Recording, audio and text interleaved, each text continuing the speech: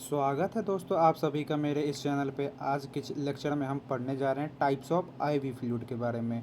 आपने देखा होगा हॉस्पिटल में मरीजों को जो बोतल लगाई जाती है, आज हम उसी के बारे में पढ़ेंगे। जो बोतल लगाई जाती है वो कितने प्रकार की होती है, किस किस बीमारी में लगाई जाती है। तो चलिए स्टार्ट करते हैं।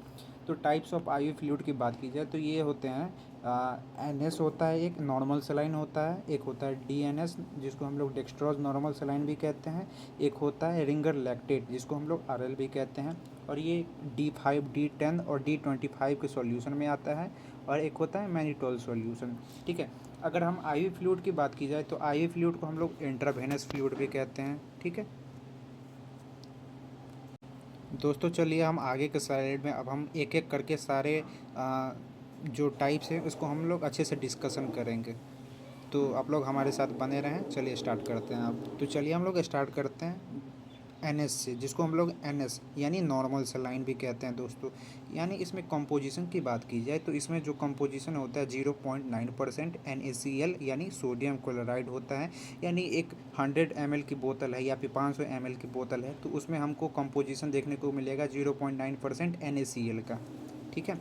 यानी NaCl जो कि वो 0.9% हो गई। ठीक है। तो NH का हम लोग यूज़ कहाँ कहाँ कर सकते हैं, तो डिहाइड्रेशन के केस में कर सकते हैं, वुंड वॉशिंग यानी घाव को साफ करने के लिए हम कर सकते हैं, डाइल्यूटेशन ऑफ इंजेक्शन यानी कोई इंजेक्शन हमें मिलाना हो तो उसमें हम यूज़ कर सकते हैं, मेंटेन वाटर बैलेंस में हम लोग कर सकते हैं। अगर हम इसके डोजेस की बात की जाए तो एक दिन में हम पेशेंट को कितना डोजेस दे सकते हैं, यानी 2000 से लेके हम लोग 3000 ml 24 आवर्स में हम लोग दे सकते हैं। ठीक है, याद रखना है आपको।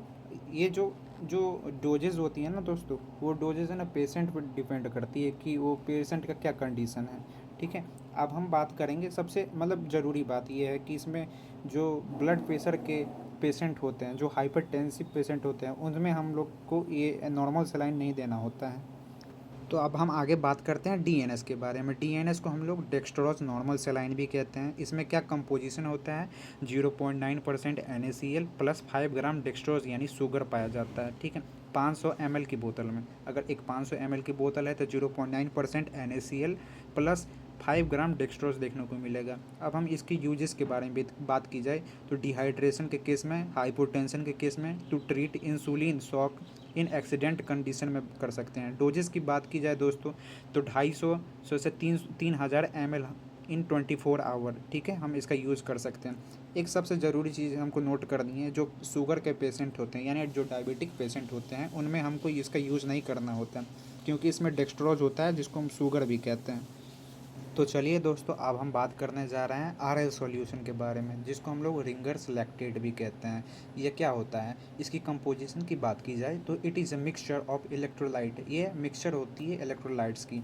ठीक है। इसमें क्या क्या पाया जाता है देखिए, तो सोडियम क्लोराइड पाया जाता है, potassium chloride and sodium lactate, यानी ये तीन चीज़ पाई जाती है, सोडियम क्लोराइड, पोटासियम क्लोराइड और सोडियम लैक्टेट। ये चीज़ें क्या पाई जाती है, ये कंपोजिशन होती है। ठीक है।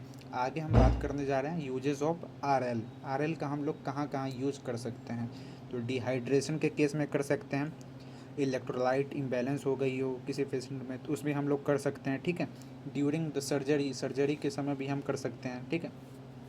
बर्निंग कंडीशन हो तो उसमें हम कर सकते हैं, न्यूट्रिशनल डेफिशिएंसी हो उसमें हम कर सकते हैं, हाइपोटेंशन का कोई पेशेंट हो उसमें कर सकते हैं, और सबसे अच्छी बात ये है कि हम इसको है ना डायबिटिक पेशेंट में भी यूज़ कर सकते हैं। It is also suitable for the diabetic patient. ठीक है। डोजेस ऑफ RL की बात की जाए तो ये डिपेंड करता है पेशेंट के कंडीशन और डिजीज़ पे। तो अगर हमको देना हो तो 500 से 1000 ml इन 24 आवर्स में दे सकते हैं। दोस्तों, अब हम बात करने जा रहे हैं डेक्स्ट्रोज यानी एक प्रकार का शुगर होता है। तो ये तीन तरह के आते हैं, D5 कंपोजिशन की बात की जाए तो D5 D10 और D25। ठीक है। यानी D5 है तो इसमें क्या होगा, 5 ग्राम जो होगा ना डेक्स्ट्रोज होगा आपका। ये D10 है तो 10 ग्राम आपको इसमें डेक्स्ट्रोज मिलेगा। D25 है तो आपको 25 ग्राम डेक्सट्रोज देखने को मिलेगा। यानी D5 की बोतल है तो या 100 ml की बोतल है तो इसमें आपको 5 ग्राम जो है ना डेक्सट्रोज देखने को मिलेगा, जिसको हम लोग D5 भी कहते हैं। अगर 100 ml की बोतल है तो D10 यानी 10 ग्राम डेक्सट्रोज आपको देखने को मिलेगा। वैसे ही अगर 100 ml की बोतल है तो अगर D25 लिखा हुआ है उस पर तो यानी 25 ग्राम डेक्सट्रोज है, यानी उसमें शुगर है उतना। ये चीज़ आपको ध्यान रखना है। आगे हम बात करेंगे दोस्तों मैनिटॉल सॉल्यूशन के बारे में, ठीक है। मैनिटॉल सॉल्यूशन क्या होता है? This is the type of diuretic solution, it means it increase the volume of urine. ये मैनिटॉल सॉल्यूशन क्या करता है दोस्तों? जो वॉल्यूम इंक्रीज़ करता है, यूरिन का जो आउटपुट होता है ना उसको क्या करता है? इंक्रीज़ करता है वॉल्यूम को, ठीक है। कंपोजिशन की बात की जाए तो 20 ग्राम मैनिटॉल इन 100 ml की बोतल है तो 20 ग्राम आपको मैनिटॉल देखने को मिलेगा। तो सिंपल से आपको ये समझना है, जो मैनिटॉल का सॉल्यूशन होगा वो क्या करता है? यूरिन के वॉल्यूम को बढ़ाता है, यानी यूरिन ज़्यादा करवाता है। तो उम्मीद करता हूँ दोस्तों आप लोगों को मेरा वीडियो अच्छा लगा हो। तो आप लोग इस वीडियो को सब्सक्राइब करें, लाइक करें और शेयर करें। धन्यवाद।